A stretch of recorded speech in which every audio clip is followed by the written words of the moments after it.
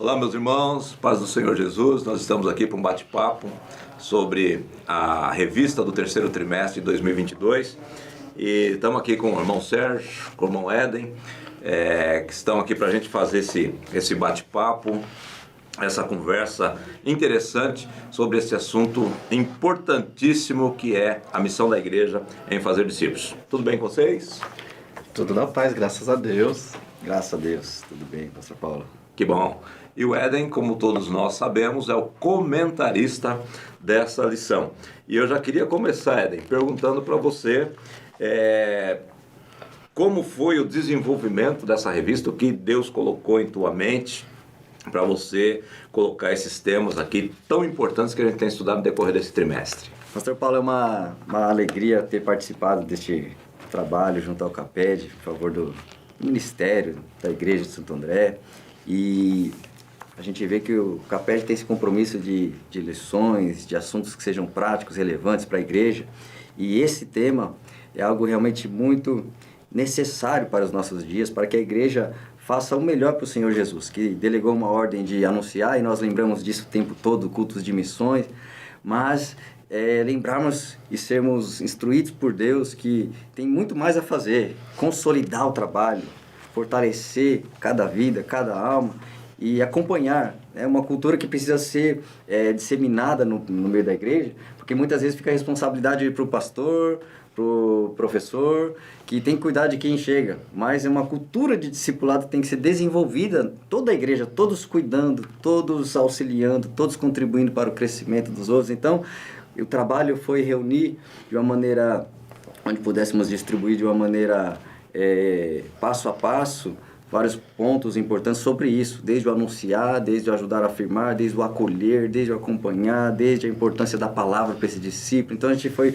desenvolvendo esses temas com temor a Deus, orando, buscando, aprofundando esse assunto. E é muito gostoso quando você tem um assunto e você começa a pesquisar, a ler e abrir os olhos para este tema e vai abrindo um entendimento, um leque tão grande de tudo que Jesus falou, a profundidade do que ele falou. Então isso tocou muito na minha vida, tocou muito onde a gente tem compartilhado com os irmãos sobre isso, essa necessidade de aprofundar isso, uma geração diferenciada, não uma geração de frequentadores de igreja, mas olhar para quem seguia Jesus lá na igreja primitiva e ver, olha, ser discípulo é isso, uma vida intensa, dinâmica, algo contagiante. Eu quero viver isso, quero ser um discípulo genuíno e ajudar outros a serem assim também. Eu acho que dentro desse tema que a gente estudou, está estudando, está finalizando agora esse trimestre, é uma das grandes dificuldades no discipulado, é esse momento que a gente vive de contatos virtuais, porque o discipulado ele fala do tete a tete, do corpo a corpo, do abraço, da continuidade, da proximidade. E a gente vê assim, a dificuldade em fazer, muito embora a gente possa usar os meios virtuais também para fazer o discipulado, mas como eu sou de uma geração assim que já está um pouquinho para frente, eu prefiro mesmo o abraço, o contato físico, o olhar, o olho no olho. Mas eu penso também que a gente tem que aproveitar essas ferramentas que a gente tem nos dias atuais para aplicá-las também no discipulado, né? Exatamente, eu penso que essa dificuldade que nós temos aí com a questão virtual, ela é o grande desafio não, dentro do discipulado e da igreja como um todo, né?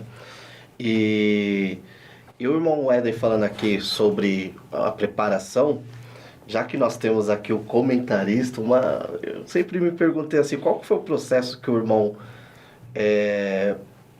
de separar a parte literária, as pesquisas, as fontes, como que foi esse trabalho? E uma outra questão, em algum momento, em alguma lição, conhecendo o lugar que o irmão pastoreia, alguma lição de tipo assim, o irmão olhou e falou, nossa, essa aula aqui é Deus me orientando sobre esse ponto no meu ministério pastoral atual? Realmente, Sérgio, todo trabalho envolve, primeiramente, a leitura da palavra, depois pesquisa de algum escritor no assunto, algum livro no assunto, e aí vão surgindo muitas muitas coisas, muitas ideias, né? Envolve o reunir, envolve o pensar no passo a passo, né? De uma forma didática, a melhor maneira das pessoas compreenderem, então a forma de não jogar tudo de uma vez, mas ir gradativamente. Por isso que nós começamos com anunciar, depois com o padrão de servir, depois com o preço, o custo disso, para mostrar o lado de comprometimento, né? Que ser discípulo é uma coisa que envolve, né? Uma dedicação, empenho total da sua vida.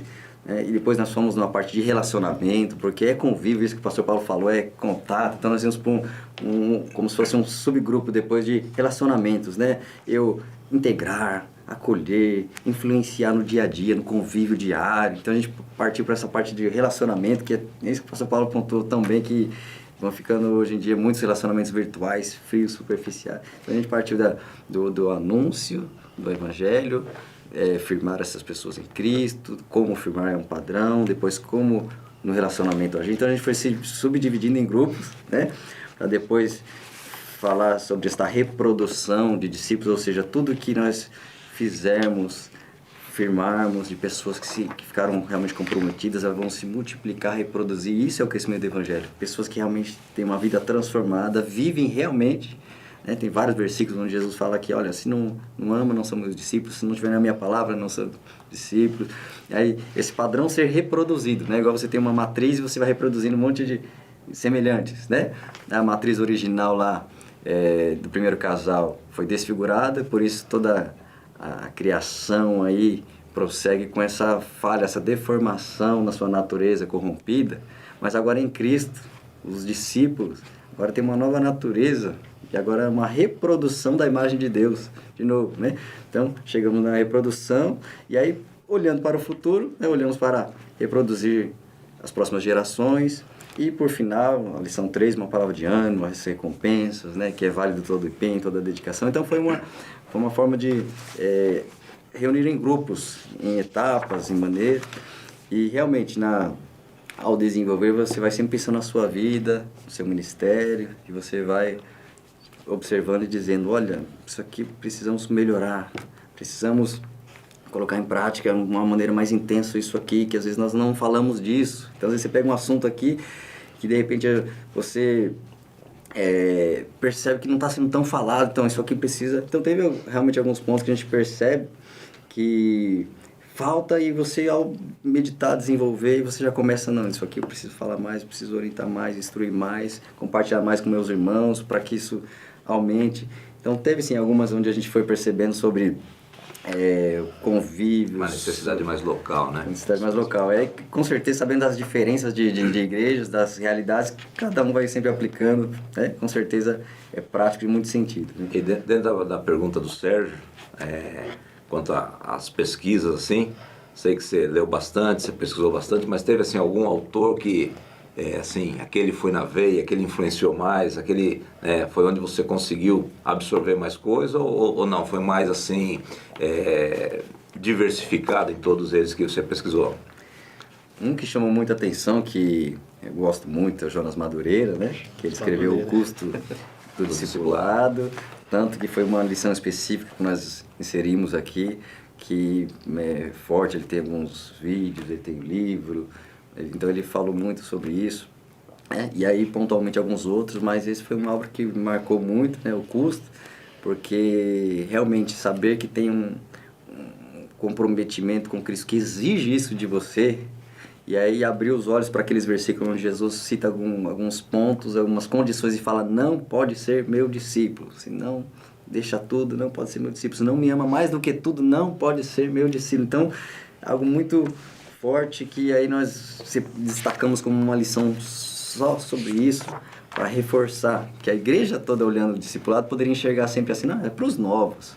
Mas quando olha assim o custo, fala, não, é para mim, eu preciso melhorar, é para mim, eu preciso me empenhar muito mais. E você vê o peso dessa revista, assim, como eu disse, né, essa é uma lição prática, e não adianta nada a gente debruçar 3 meses sobre um tema e depois não sai do lugar, né? Mas você vê o peso, porque assim, o tema da revista é a missão da igreja em fazer discípulos.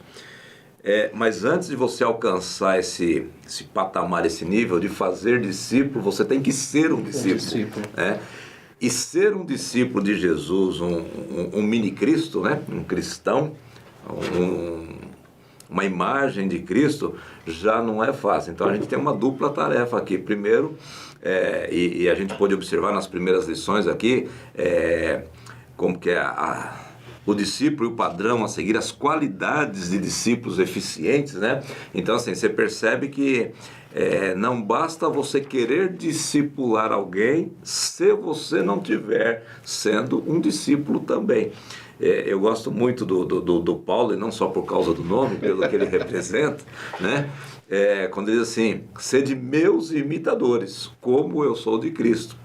Esse é o verdadeiro discipulador, né?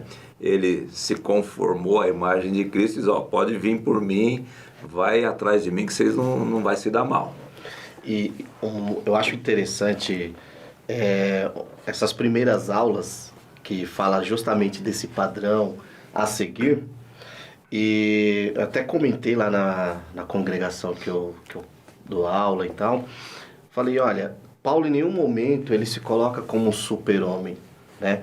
E foi um dos pontos que eu achei fantástico nessas primeiras aulas. Muito pelo contrário, né? Isso, que o pastor Éden, ele faz a chamada que Paulo fez para nós imitarmos a Paulo, como Paulo imitou a Cristo, mas não colocando Paulo como um super-herói, até porque não era a ideia de Paulo. Paulo, ele apresenta todas as suas falhas. A Bíblia, que é uma coisa que eu me amarro na Bíblia, eu sempre falo, é que os heróis da Bíblia, a própria palavra, a própria Bíblia faz questão de mostrar os seus erros, fragilidades, né? As suas fragilidades, justamente para apontar o que, olha, é possível.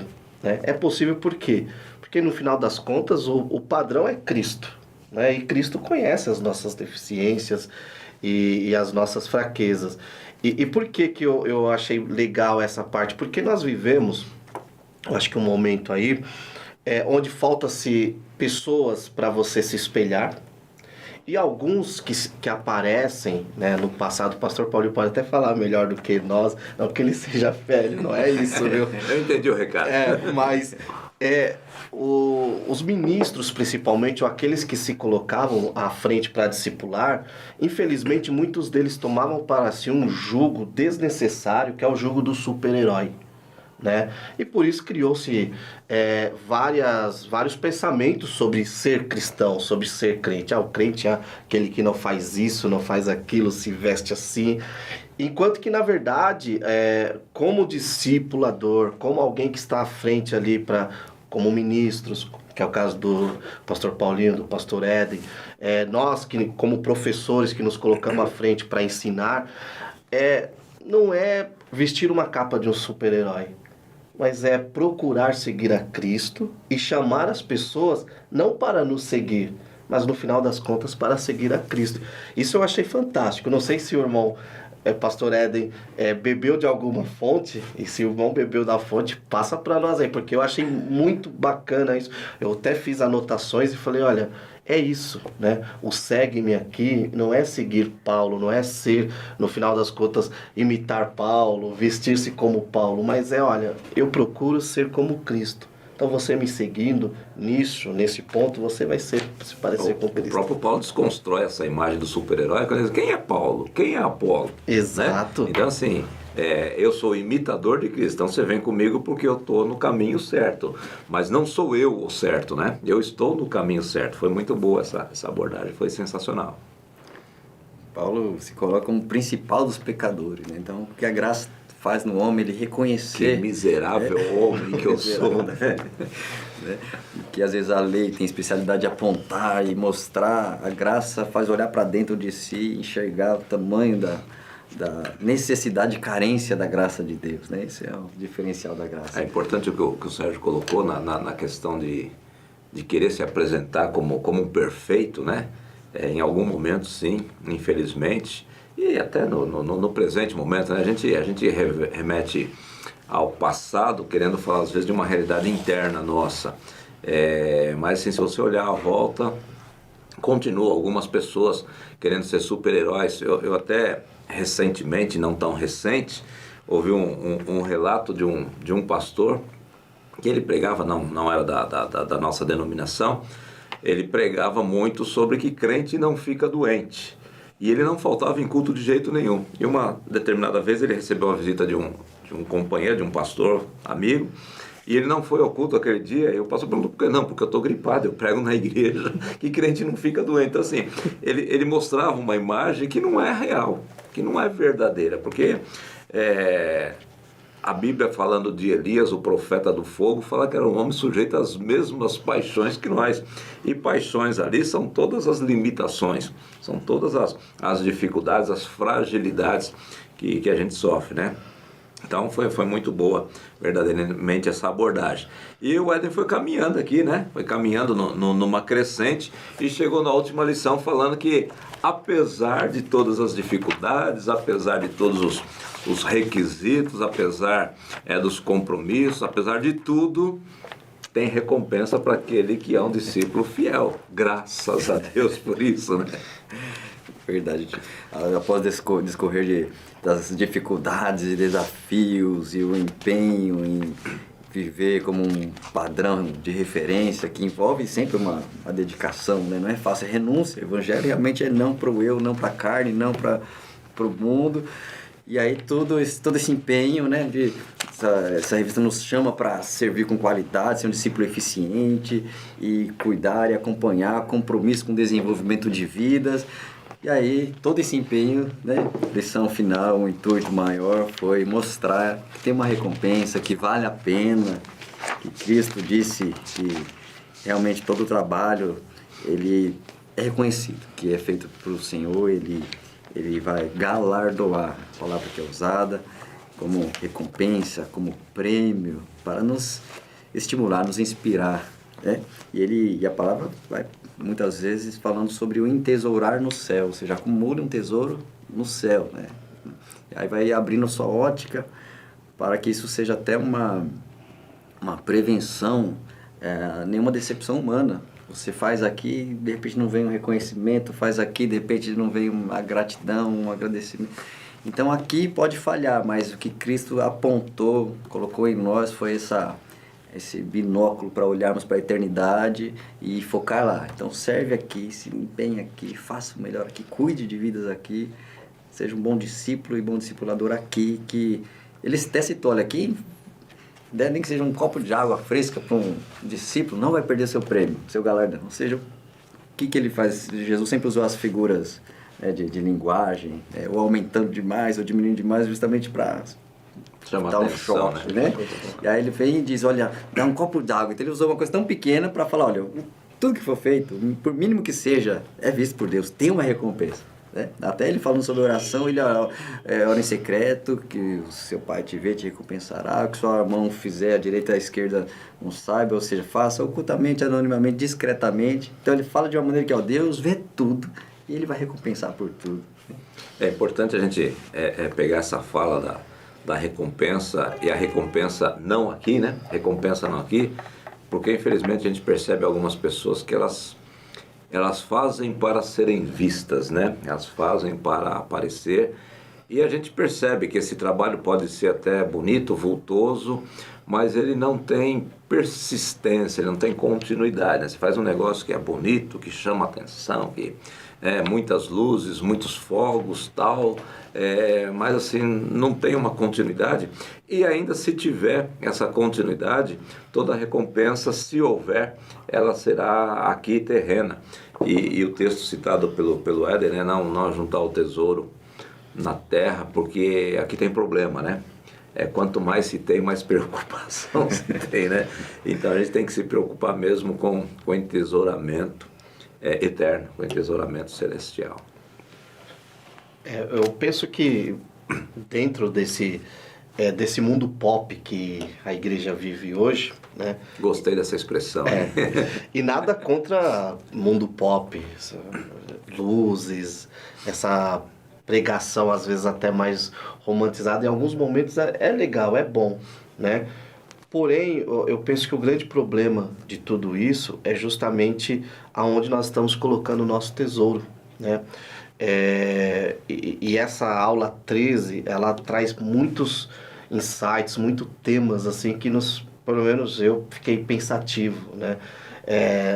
Calma aí, eu estou trabalhando, mas será que a motivação, porque o primeiro ponto dessa aula é a motivação. O que me motiva? Será que a minha motivação é Cristo? Mais uma vez voltamos para o Paulo, né? Paulo, sempre Paulo. Esse cara é fantástico. Porque nós vemos que Paulo, a motivação dele era levar as pessoas a Cristo, né? Paulo, quem lê Paulo e a grande pedra no sapato dos teólogos da prosperidade é Paulo. Porque você vê que Paulo, ele estava prestes a morrer, ele estava solitário, né? Aí tem outros motivos, mas ele fala, olha, eu estou indo pegar o meu prêmio, né? Eu estou indo lá buscar o meu prêmio, porque a coroa, né, já está lá reservada por tudo que eu fiz. Eu vejo aqui primeiro certeza, convicção. Por quê? Porque a seara era grande, né? Mas ele trabalhava para o Senhor. Ele não visava as recompensas aqui nesse presente século, né? E o pastor Éden, nossa, até dispensa qualquer tipo de comentário, de elogio, mas a recompensa vem do Senhor. Eu gostei desse texto de Hebreus, capítulo 6, versículo 10, né? A obra, o nosso trabalho, feito em amor, feita com a motivação correta, tem uma recompensa. E aquele que recompensa, ele dá na medida certa. Porque de repente eu posso chegar aqui e falar, olha, Éder, eu acho que o trabalho que você teve para escrever essa revista custa X. Aí você vai falar, poxa vida, mas eu gastei tanto tempo, eu gastei com literatura, é pouco. Mas o Senhor não, ele recompensa na medida certa. Então, uma mensagem aí para o mundo pop, para essa ideia pop que entrou na igreja a recompensa ainda vem do Senhor. Porém, para tal, o tesouro tem que estar guardado no Senhor. A motivação tem que ser o Senhor. E a promessa dele, Apocalipse 22, né? Eis que cedo vem, o meu galardão está comigo para dar cada um segundo a sua obra. Então a promessa é vir trazendo já o reconhecimento daqueles que trabalharam em conjunto com ele. Porque a gente tem que também pensar aqui, envolve obras e graça. É uma relação aí a se pensar, mas espera aí, tudo é pela graça. Não há mérito nenhum, independente... Cristo vai nos recompensar, realmente não temos mérito nenhum. Então a salvação é graça, é favor. E aí entra essa relação, eu mereço alguma coisa? Não, não mereço. Eu faço alguma coisa? Olha, capacitação vem de Deus, a capacidade vem dele, o Espírito Santo é ele nos ajuda. Mas mesmo assim, ele decidiu que vai ser assim, ele olhará, ele contempla o que cada um faz e vai recompensar. Então, quem estiver lá está por graça, por favor, nunca por mérito, é por favor de Deus na vida dele. Mas dentre os salvos, ele vai olhar aquele que aos 45 do segundo tempo foi salvo, não deu tempo de fazer nada, é uma coisa, e aquele que se empenhou toda uma vida de empenho, de renúncia, de dedicação, e aí vai conceder a recompensa por isso, né? Lógico que a palavra não adentra detalhadamente o que é, então fica essa dúvida. Algum aluno pode uma hora perguntar qual que é essa recompensa, qual é esse galardão, né? A palavra não detalha. A gente até já ouviu, os alunos já ouviram alguma parábola, né? Ouvi uma parábola da coroa que tinha uma pedrinha e outra que tinha uma coroa cheia de pedras preciosas grandes. Outras parábolas, né? Alguém lá estava lá morada no céu, simplesinho, outro uma mansão muito grande. Né? Mais perto do mais longe de Deus, Deus está em todo lugar. Mais perto de Deus, né? Então são parábolas, são formas de explicar, de instruir, né? De formas comparativas, falar sobre um prêmio mais simples ou melhor, mas a palavra não detalha se é uma pedra, se é uma maçã. E no final das contas, assim, levando em consideração que esse tribunal, que essa recompensa, né, vamos dizer, esse julgamento das obras não implica na salvação. Mas é para um galardão, tudo que vem de Deus é bom. Sim. Então, qualquer recompensa, vamos usar a ideia humana, por menor ou maior que seja, no final das contas vai trazer um gozo eterno. Sim. Né? E o pastor Éden falou sobre obra e graça. Tem um texto de Efésios capítulo 2, o versículo 10, que eu acho que ele responde muito bem essa questão. Que diz assim, ó: pois fomos feitos por ele, criados em Cristo Jesus, para as boas obras, previamente preparadas por Deus, para que andássemos nela. Ou seja, a graça me salva, né? bom até colocar isso, o pastor Éden não é um discípulo de Pelágio, né? Não, longe disso. Não é, o ponto aqui não é ser salvo pela obra, mas é fazer a obra de salvo. Sim, exatamente. É o que eu sempre converso com os irmãos. Irmãos, não faça para ser, mas faça porque você é salvo. Então, pastor Paulinho, estou te dando esse copo, não é para ser salvo, é porque eu sou salvo. E a boa obra que Deus preparou para que eu andasse nela, uma vez criado em Cristo, né? Mais uma vez, Paulo aqui traz uma mensagem que é o que o pastor Paulinho falou, no pastor Éden falou, em Adão aquela forma foi destruída, foi desfigurada, em Cristo a nova forma, um novo padrão, e esse Cristo, ele preparou um padrão de obra também. Então, aqui, não é essa obra é para a salvação, mas não, ela vai identificar que eu sou salvo em Cristo, é o famoso fruto, né? Até porque quando Deus ele olha para as ofertas, as obras, ele não olha diretamente para as obras, ele olha para o ofertante, né? Vide Abel e Caim, e atentou Deus para Abel e a sua oferta. Então, o olhar de Deus, ele vai para a intenção.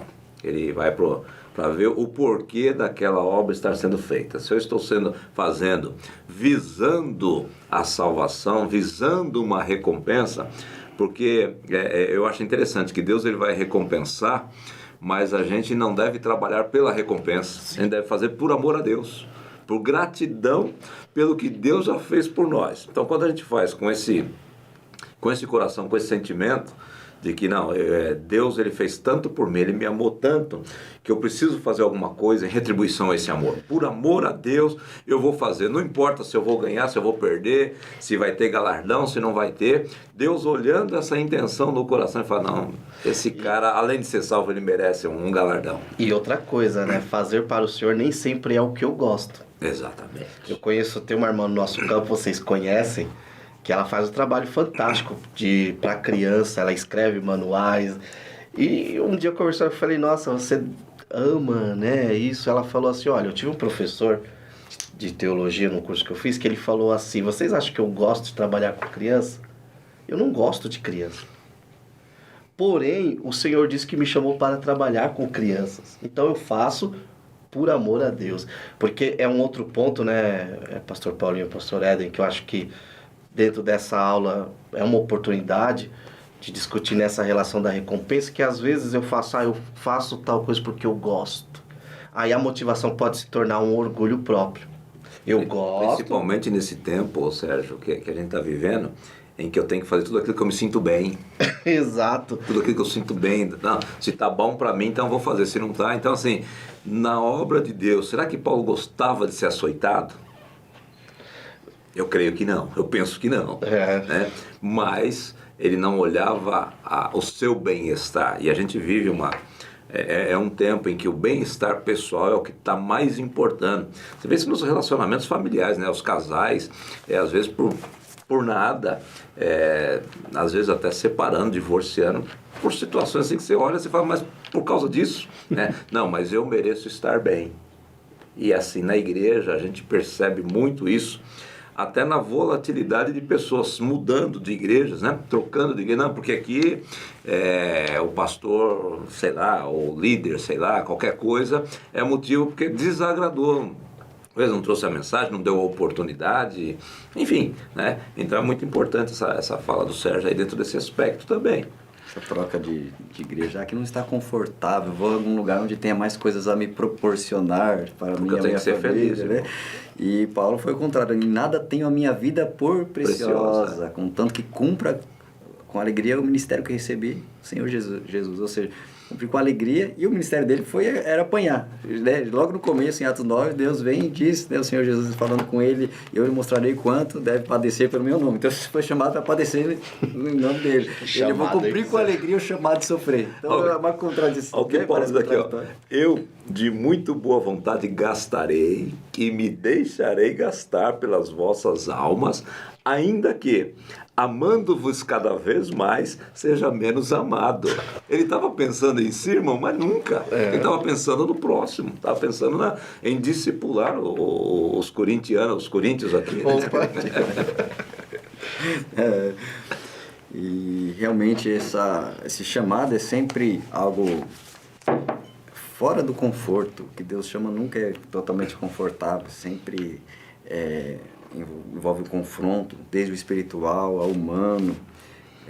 Por exemplo, a gente olhar para a vida de Elias, que foi chamado para a vida de combate, enfrentar o rei, enfrentar as trevas, enfrentar lá centenas de representantes malignos, lá, profetas e aí há desafios, e essa vida intensa de clamar a Deus e Deus responder, e vence uma batalha e vem outra. Isso traz um desgaste que chegou ao ponto dele chegar aquele estresse total, aquele aprofundamento depressivo, onde ele não aguenta mais, falou, eu vou fugir. Já começou com tradição, alguém ameaça, eu vou fugir, aí quando ele está lá, ele fala, Deus, eu quero morrer, né? Quer fugir para não morrer, depois, Deus, eu quero morrer. Já começa a não estar bem, se esconde, mas como nós estamos até no segundo tópico aqui sobre o cuidado de Deus, que é uma recompensa já no tempo presente, que é a recompensa de Deus no tempo presente, mostrar que está junto, mostrar que cuida, mostrar que é fiel com o que é fiel a Ele. E aí ele está lá, aparentemente, emocionalmente no fundo do poço, né? Não aguento, não quero mais viver, estou sozinho, me sinto só. E Deus envia um anjo lá, Deus envia o alimento para ele, Deus envia um cuidado para ele. E Deus mostra, estou aqui, você não está só não, estou aqui. Você não está só não, tem pessoas, tem outros, você não está enxergando, né? O emocional abalado ofusca a sua visão, você não está enxergando, mas eu sei, tem mais 7 mil aí, você não está só. Então Deus desce para tratar fisicamente, deu pão para ele, emocionalmente falou com ele, confortou ele e levantou ele de novo para seguir. Então mostra que uma recompensa também é esse cuidado de Deus o tempo todo. Tempo presente. Nesse ponto 2 aqui da lição, dessa lição 13, uma coisa que, lendo as referências, lendo todos os textos aqui, além desse cuidado material e das bênçãos espirituais aqui que está descrito em Efésios capítulo 1, a partir do versículo 3, uma coisa que eu acho interessante aqui, pode ser que eu acho que é uma oportunidade do professor também trazer isso, porque nós passamos aí, né, por um momento bem complicado, esse momento de pandemia. E muitas pessoas estão vivendo como se Deus tivesse abandonado, né? E uma das leituras que está aqui proposta é a de Mateus capítulo 6, versículos 33 e o 34, que ele nos traz uma ideia totalmente contrária, né? Até na história aí tem um filósofo, Aristóteles, que ele é considerado um dos primeiros deístas. Eu creio que Deus existe, porém Deus está lá imóvel, né? Aristóteles alheio a sua situação, né? Para Aristóteles odiava tudo que se movimentava. Então Deus só era bom para Aristóteles se ele estivesse imóvel, parado. E o Deus da Bíblia não, ele é um Deus que está em movimento, é um Deus que está sempre providenciando, intervindo, se relacionando. Então, por mais que o momento, a pandemia e outras coisas podem trazer esse pensamento, mas será que Deus, ele está mesmo no presente? Será que ele se importa, né? Será que ele se importa? Será que ele está vendo? E essas leituras, elas nos mostram que sim, próprio Elias, né? Elias lá, Deus abandonou, eu sou o único. Essa mulher aí, essa Jezabel aí, ela é brava, ela vai me matar. Entrou na caverna, Deus foi lá e falou, Elias, vem cá, você não é o único. Eu separei alguns, estou aqui também. Desde o início do ministério de Elias, você vê Deus providenciando, né? Mandando o alimento através dos pássaros. Nós vemos ele multiplicando lá a farinha da viúva, né? Preparando o alimento para Elias e para aquela família. Então nós vemos vários exemplos, assim, a vida de Elias eu acho que é um modelo de que Deus prepara, nem que seja na medida certa, mas Deus prepara, né? Porque um outro ponto aí que eu acho que o pastor Paulinho vive muito isso, o pastor Éder, por estar no ministério, às vezes o que eu percebo de fora, eu sou pastor, eu trabalho para o Senhor, Deus tem que me dar uma casona, um carro. E às vezes nós olhamos e falamos, nossa, aquela pessoa não é próspera materialmente, então o trabalho dela não é aprovado pelo Senhor. E eu acho que esse segundo tópico, ele... Às vezes tem uma leitura um pouco equivocada do Mateus 6,33, né? Exato. Eu já vi até alguém estar buscai primeiro o reino de Deus e todas as coisas, e todas estas coisas que estão sendo citadas ali por Jesus, né? É o pão, o agasalho e o teto. Exato. Isso nunca vai faltar, Deus nunca vai deixar faltar. Não está dizendo que você vai ter 10 tetos, até porque um é suficiente, né? Você não vai ter fazenda, você não vai ter 10 carros, porque você só vai usar um de cada vez. Então, assim, essa recompensa, essa provisão de Deus no tempo presente, isso não quer dizer que mesmo quem é um grande discipulador, ele vai ter uma vida totalmente sossegada, porque a nossa vida ela é feita de altos e baixos, né? Sim. Nossa vida ela tem, então tem momentos que o Elias está tranquilo à beira do Querite tomando água fresca e comendo carne de manhã e à tarde, e tem momentos que ele está debaixo de um zimbro pedindo morte. Então essa é a vida de um discípulo, de um discipulador. O importante é a gente saber que este Deus, que o Aristóteles queria que ele ficasse quieto, ele está em movimento. Exato, né? E ele está em movimento a nosso favor. É o que o profeta Isaías diz, que a mão do Senhor, ela não está encolhida, impedindo ele de salvar, impedindo ele de abençoar. E que o ouvido do Senhor não está agravado, impedindo ele de ouvir. Deus, ele está ouvindo, né? Isso é uma forma antropomórfica, né, de apresentar Deus, né? Porque ele é espírito, mas assim, Deus ele está presente. Deus ele é transcendente porque ele habita em todo lugar, mas ele é imanente, que ele está próximo. Ele está aqui pertinho, nós estamos aqui nessa sala, conversando um pouquinho e temos certeza que Deus ele está aqui porque ele é um Deus presente. Então, essa providência, essas bênçãos de Deus para o tempo presente, elas não podem ser confundidas como uma abundância de prosperidade no sentido humano. É uma abundância de prosperidade, mas não no ponto de vista humano, é no ponto de vista divino. Deus ele nos abunda em recompensas e em galardões no tempo presente, mas do ponto de vista de Deus, para não frustrar algumas pessoas que querem fazer um trabalho para Deus esperando a recompensa material aqui e agora, né? E aí a gente tem o terceiro tópico aqui, que vai falar das recompensas que elas ultrapassam o tempo presente, né? Elas vão além do hoje, porque se Jesus disse que no mundo nós teremos aflições, tem uma promessa que vai chegar um tempo que elas serão findadas, né? Serão findadas e a gente vai ter aí realmente as recompensas eternas. Cristo nos lembra que estamos na antessala da eternidade, né? Estamos ali na preparação para entrar lá, né? O servo de Deus, ele não morre, né? Ele se desliga dessa vida aqui, material, e ele adentra no melhor, aquilo que Deus até nos estimula a imaginar, porque ele fala o que o olho não viu, o ouvido não viu, nem subiu ao coração do homem, é o que Deus preparou para os que o amam, né? E aí você fica só na imaginação, o que será, né? Sabemos que tudo que Deus faz é bom, né? Ele viu, olha a criação e viu Deus que é bom. Hoje que experimentamos a graça, vemos o quão maravilhoso é. Então só imagina uma crescente, Deus fazer sempre melhor, né? Que virá depois. E isso vai nos estimular sempre a fazer melhor, fazer da melhor maneira, né?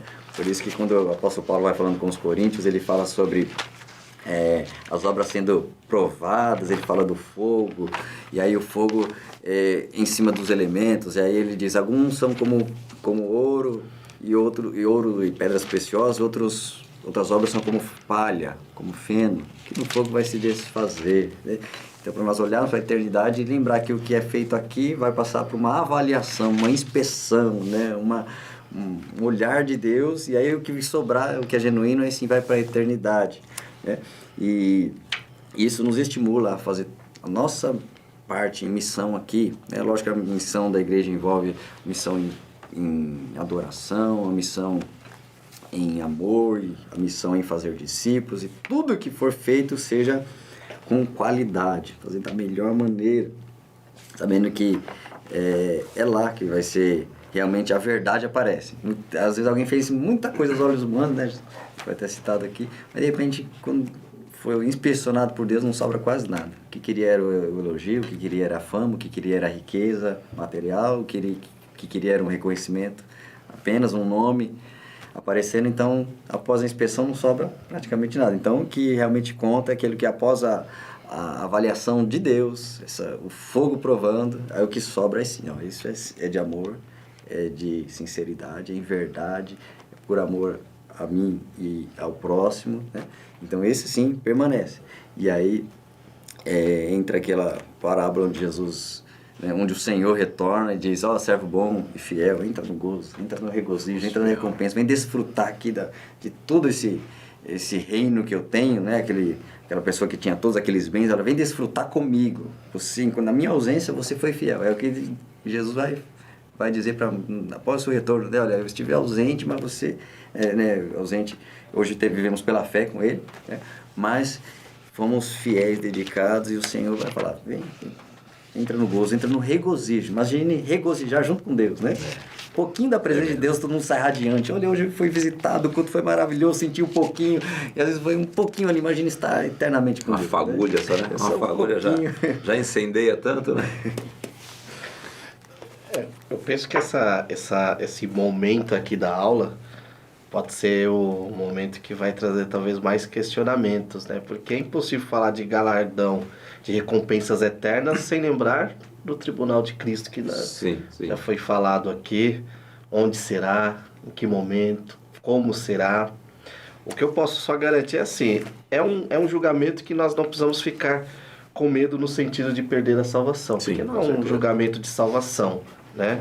É um julgamento de obras, né? Exato. É para quem já está salvo, né? Isso.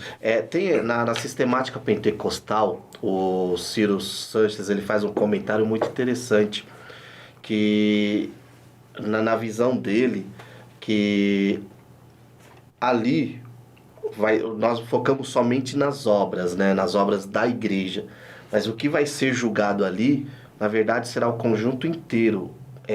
Aí ele remete à ideia de mordomia, da administração. Então, como eu administrei minha vida, por isso que, se você ler o capítulo 3 de 1 Coríntios, você vê que Paulo ali ele fala do templo, que somos nós. Então, como eu administrei também a minha vida, porque Deus tem uma obra a fazer na terra, mas Ele faz através de pedras? Não. Através do microfone, o microfone fala sozinho? Não, Deus usa a minha vida, usa o meu corpo, usa quem eu sou. E aí, os talentos precisam ser desenvolvidos. Eu quero pregar, mas eu não leio, eu não falo, né? não me preparo, quero cantar, não faço uma aula de canto. Então, são coisas que nós temos que trazer para os nossos alunos pensar, né? E o Ciro Santos continua colocando, como eu administro o meu dom também. Opa, eu tenho um talento natural, falo bem, eu canto, mas eu tenho os dons que o Senhor me dá também. Como que aí é o que Paulo fala aí, né? Que o pastor Paulinho leu, né? É por amor a vocês que eu me desgasto, né? Então, eu gostei dessa ideia de administração. Então, o Senhor ali vai julgar o todo. A pergunta que eu acho que a maioria tem medo mas... Porque, por exemplo, quando eu era adolescente, na igreja que eu escutava as pregações sobre o Tribunal de Cristo, eu não me esqueço de uma que o pastor falou, irmãos, e ali vai passar um telão e todos vão saber o que você fez. Meu Deus! Será que vai ser assim? Né?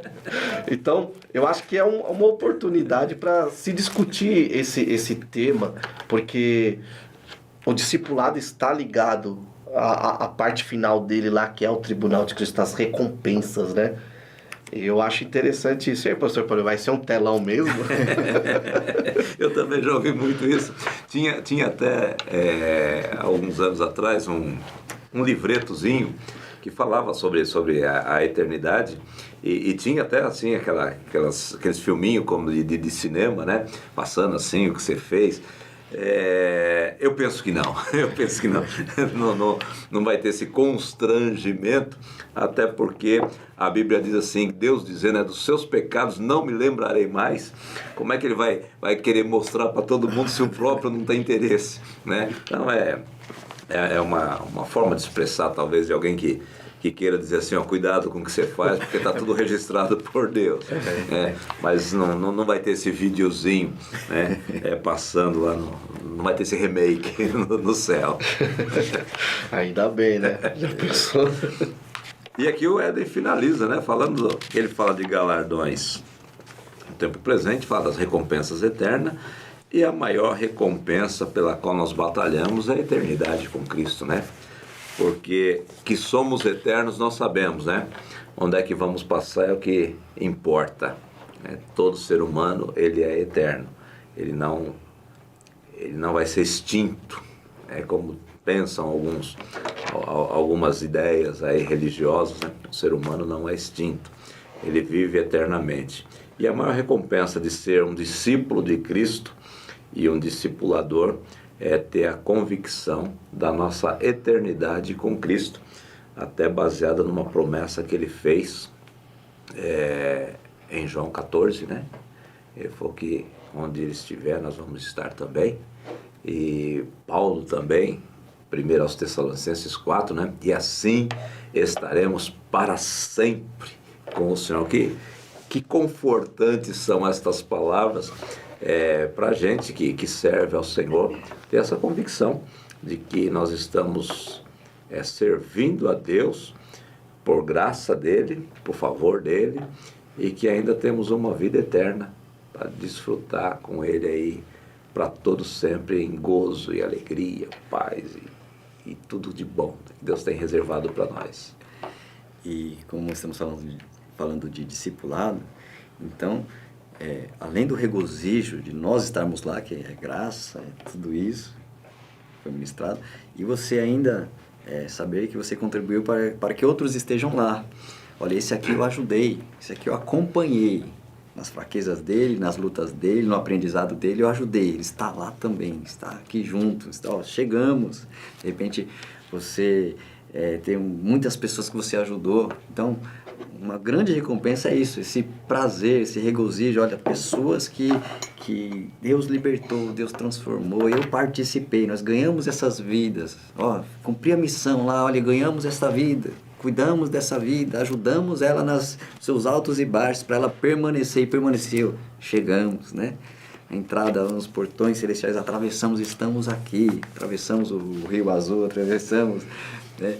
Entramos na eternidade. Então, a grande recompensa será essa sensação de, além da graça, o dever cumprido. Olha, eu participei um pouco de Deus através das nossas vidas, auxiliar outros a chegar. E tem uma coisa, Éden, uma coisa que é imensurável. A gente não vai conseguir nunca contabilizar o efeito multiplicador. Eu estava num culto missionário ontem e foi o nosso missionário Abíbal que pregou.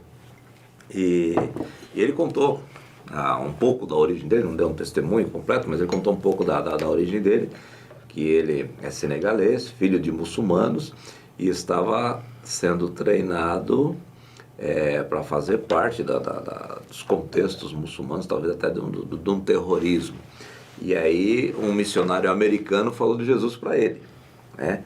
Aquele missionário americano que foi o discipulador dele não tem ideia de quantas pessoas já foram ganhas para Jesus por intermédio do Abíbal, né? Então, assim, essa questão da gente ser um discipulador, a gente levar a sério esse assunto que a gente está tratando nesse trimestre, a gente nunca vai conseguir ter noção de quantas... Porque assim, vamos só considerar o seguinte, a igreja começou com aqueles 120 no cenáculo, né? Ou se a gente quiser diminuir o grupo, com aqueles 11, porque o Judas se foi, então começou com 11. E quantos que foram multiplicados pelo trabalho deles e quantos serão multiplicados pelo nosso trabalho, né? A gente não sabe se Jesus vem amanhã, vem depois, vem daqui 6 anos, 10 anos, a gente não sabe disso. Mas a gente está fazendo um trabalho, né? A gente está fazendo alguma coisa para o reino. Uns mais, outros menos, mas todos nós fazemos. E qual que é o efeito disso? Aonde chega a expansão disso? Então a gente tem que ter essa noção de que nós estamos realmente povoando o céu, despovoando o inferno e povoando o céu, né? Nunca vamos ter assim, a gente vai ter noção dos mais próximos, né? Daquele que a gente pôde aconchegar, daquele que a gente pôde atender, mas assim, a dimensão de onde chega o reflexo do nosso trabalho, a gente nunca vai ter essa noção. E graças a Deus por isso, para a gente não se envarecer, né?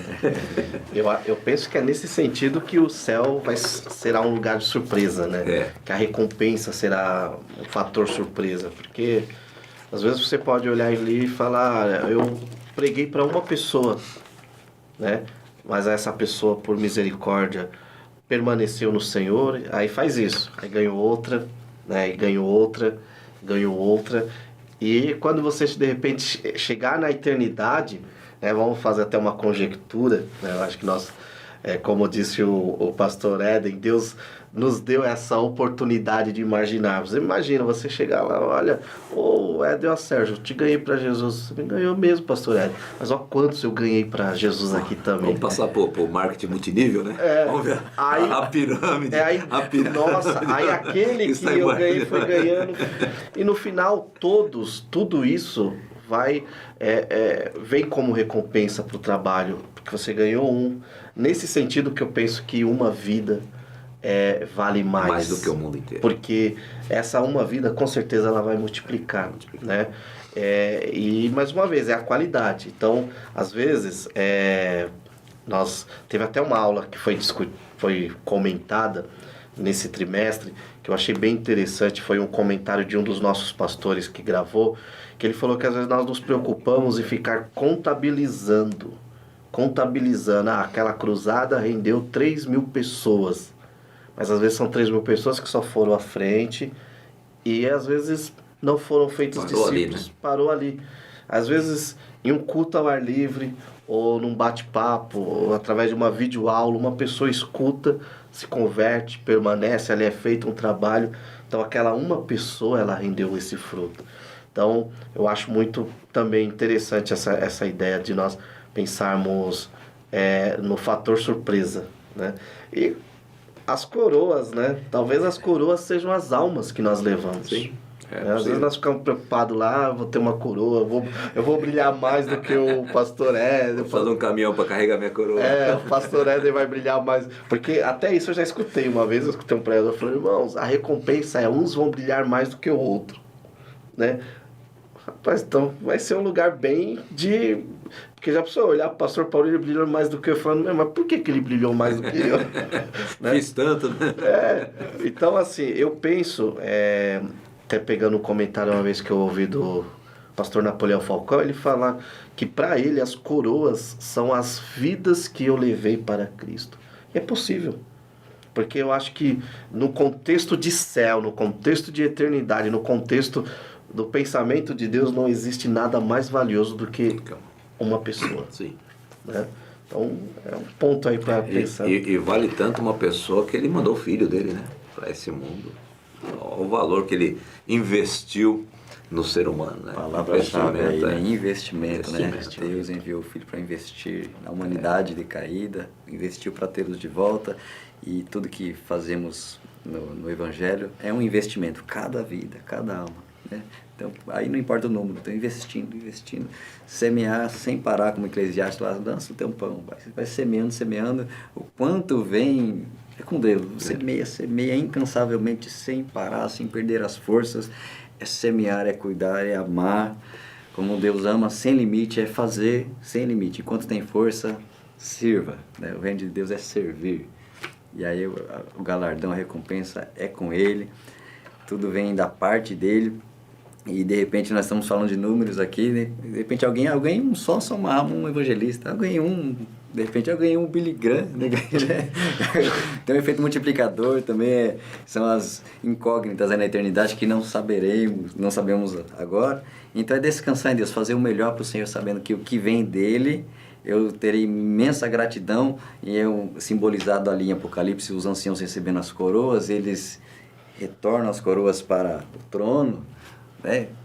É um fechamento aí sobre galardão. Tudo que nós recebermos, eu vou estar feliz, vou estar contente, tudo que vier, mas mesmo assim eu reconheço. É o filho da Ana, né? Que veio o dele. Samuel. Devolver, receber e devolver. Então, tudo que veio eu reconheço que vem dele. Até porque a presença de Deus ali, eu acho que já vai satisfazer tudo. E eu acho interessante, me ocorreu um pensamento agora aqui, é que Deus não deixa a gente saber qual é o galardão, qual é a recompensa, justamente para a gente não ficar bitolado nele, né? Exato. Vamos fazer, porque assim, vai ter galardão, não importa o que seja, eu quero estar lá.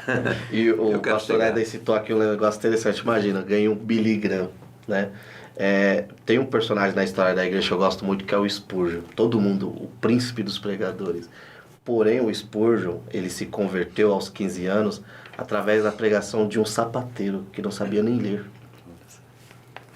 Aí até foi para uma dessas aulas do trimestre, eu fui ler esse fato, e estima-se que até hoje, Spurgeon é um dos pregadores mais ouvidos. Os seus sermões alcançam até hoje milhões de pessoas.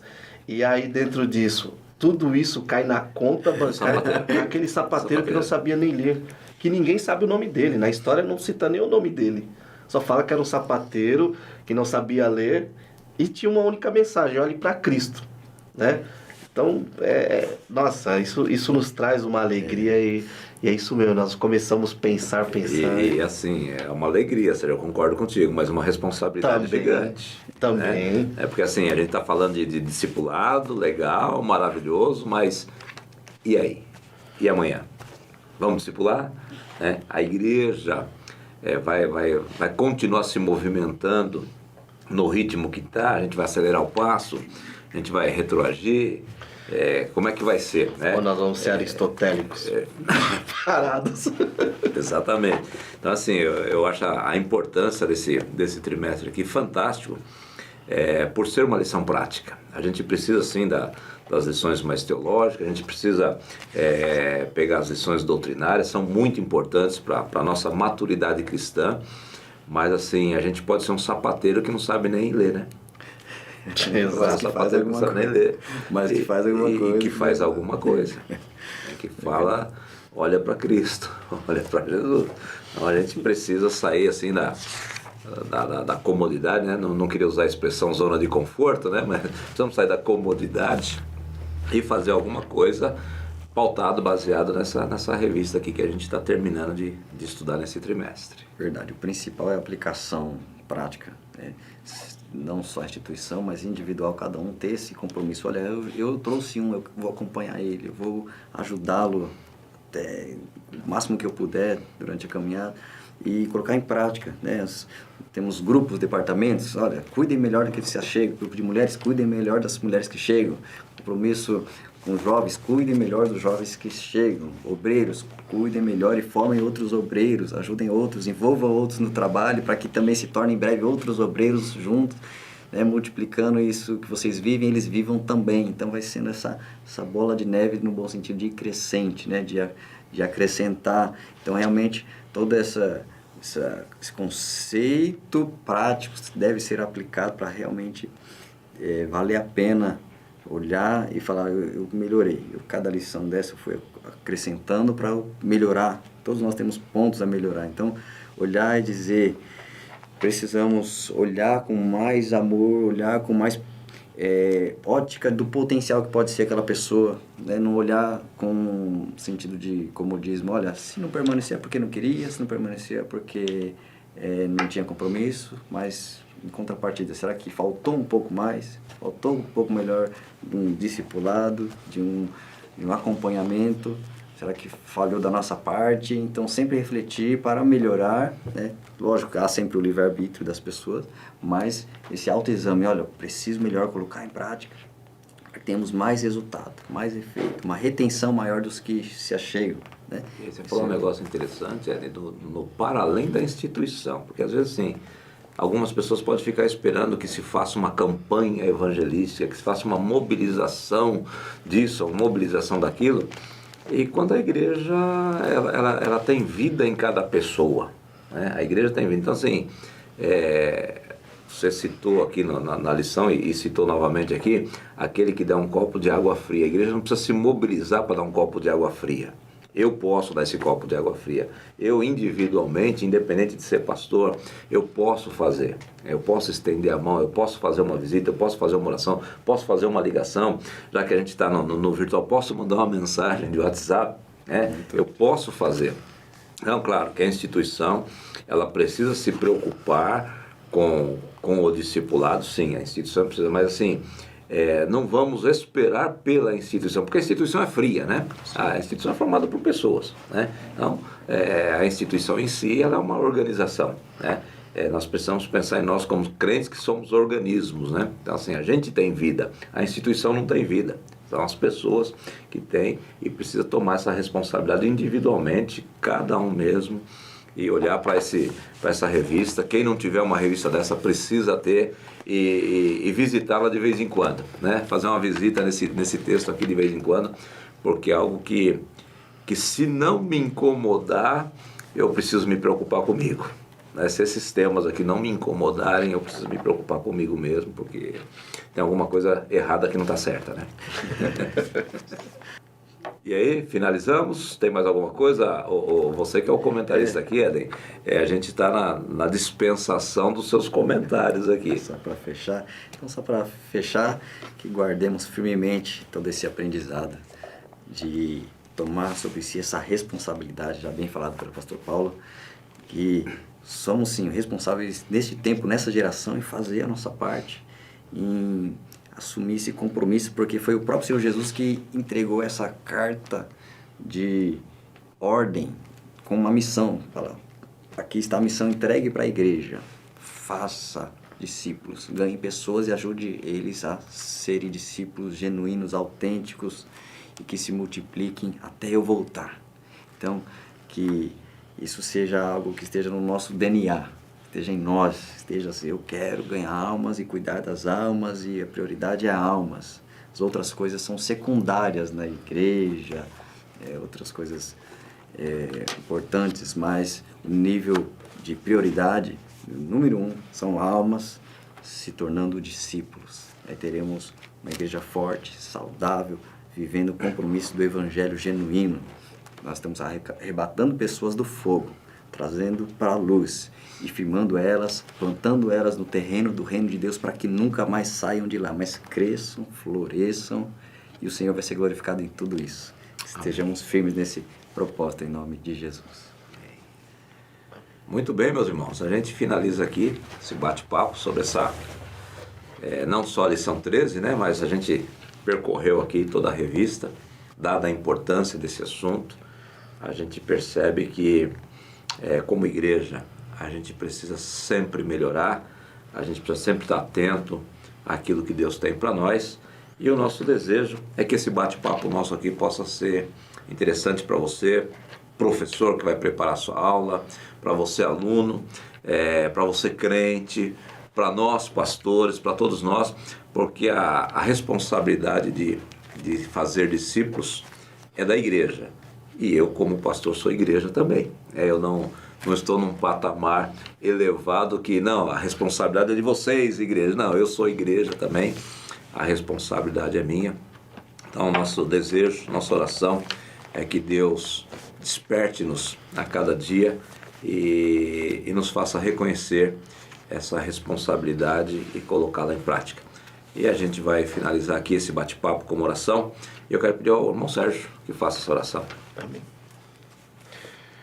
Pai, nós agradecemos ao Senhor por Deus. esse bate-papo. Foram discutidos aqui muitos conceitos, ideias, mas como foi falado aqui, Senhor, que possamos praticar, colocar em prática tudo isso que foi discutido no decorrer desse trimestre, esse padrão, essa entrega, esse acolhimento. Lembrando, Senhor, que Tu és fiel para nos recompensar, mas que a nossa motivação maior não seja a recompensa, mas o amor ao Senhor. Sim. Coloca em nosso coração amor ao Senhor, coloca em nosso coração amor por estas pessoas. Muitas delas estão pedindo socorro, estão no fogo do inferno, e o Senhor nos entregou a oportunidade, o Evangelho, a palavra correta para arrebatá-las e trazer para a Tua luz. Em nome de Jesus eu peço, Pai, que cada professor, cada aluno, cada pessoa que escutar esta gravação, esse bate-papo, seja alcançado pelo Teu amor. Porque o nosso objetivo aqui foi unicamente glorificar o Teu nome, Senhor. Em nome de Jesus, Teu Filho, pedimos e agradecemos. Amém. Amém. Amém.